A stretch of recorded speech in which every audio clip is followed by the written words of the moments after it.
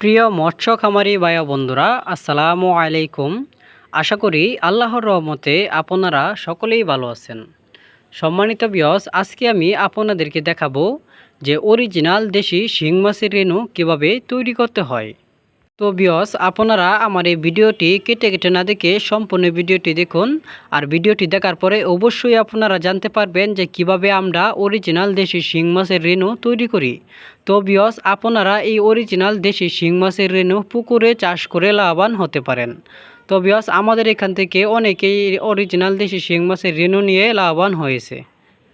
তো ভিউয়ার্স, আমরা এই অরিজিনাল দেশি শিং মাছের রেণু সারা বাংলাদেশে হোম ডেলিভারির মাধ্যমে সেল দিয়ে থাকি।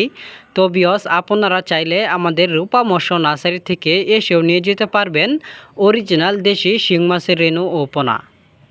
তো ভিউয়ার্স, আমাদের এখানে আরও উন্নত মানের ভালো কোয়ালিটির মাছের পোনাও আছে, আপনারা সংগ্রহ করতে পারেন।